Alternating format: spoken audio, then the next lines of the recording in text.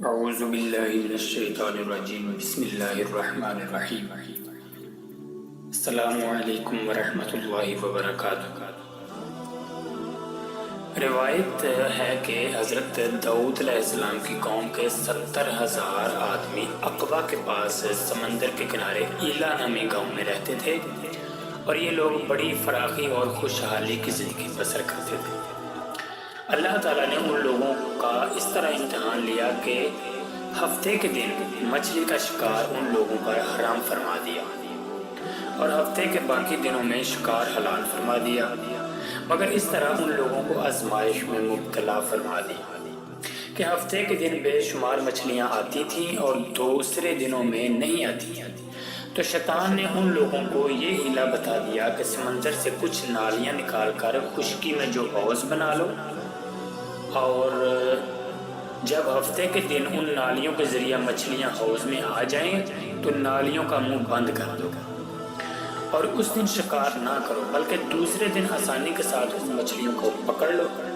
ان لوگوں کو یہ شیطانی ہیلا بازی پسند آ گئی، اور ان لوگوں نے یہ نہیں سوچا کہ جب مچھلیاں نالیوں اور حوضوں میں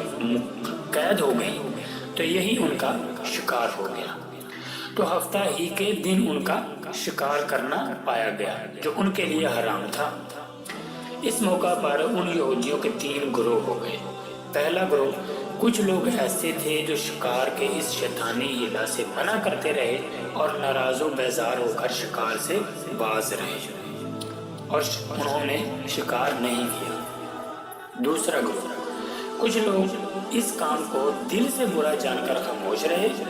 دوسروں کو منع نہ کرتے تھے بلکہ منع کرنے والوں سے یہ کہتے تھے کہ تم لوگ ایسی قوم کو کیوں نصیحت کرتے ہو جنہیں اللہ تعالیٰ ہلاک کرنے والا ہے یا سخت سزا دینے والا ہے۔ تیسرا گروہ، اور کچھ وہ سرکش و نافرمان لوگ تھے جنہوں نے حکم خداوندی کی علانیہ مخالفت کی اور شیطان کی ہیلا بازی کو مان کر ہفتہ کے دن شکار کر لیا اور ان مچھلیوں کو کھایا اور بیچا بھی۔ جب نافرمانوں نے منع کرنے کے باوجود شکار کر لیا تو منع کرنے والی جماعت نے کہا کہ اب ہم ان معصیت کاروں سے کوئی میل ملاپ نہیں رکھیں گے، یعنی ان گناہ گاروں سے ہم کوئی بھی میل ملاپ نہیں رکھیں گے۔ چنانچہ ان لوگوں نے گاؤں کو تقسیم کر کے درمیان میں ایک دیوار بنا ڈالی اور آمد و رفت کا ایک الگ دروازہ بھی بنا لیا۔ حضرت داؤد علیہ السلام نے غضبناک ہو کر شکار کرنے والوں پر لعنت فرما دی۔ اس کا اثر یہ ہوا کہ ایک دن خطا کاروں میں سے کوئی بھی باہر نہیں نکلا، اپنے اپنے گھروں سے کوئی باہر نہیں نکلا۔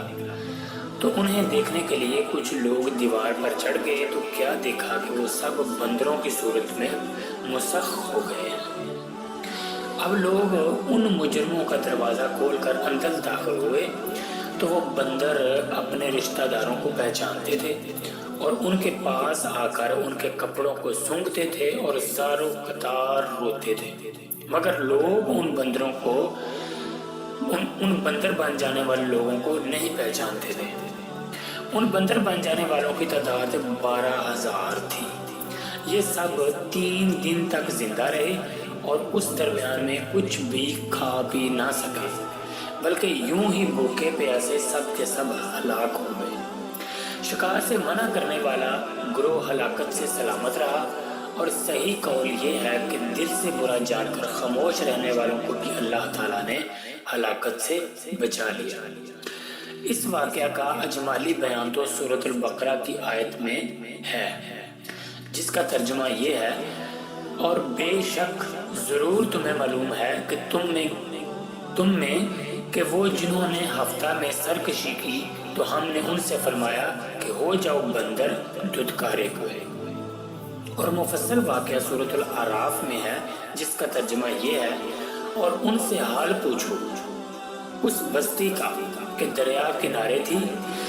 جب وہ ہفتے کے بارے میں حد سے بڑھتے،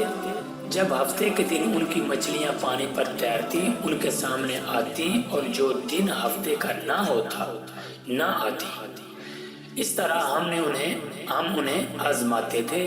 ان کی بے حکمی کے سبب، اور جب ان میں سے ایک گروہ نے کہا کیوں نصیحت کرتے ہو ان لوگوں کو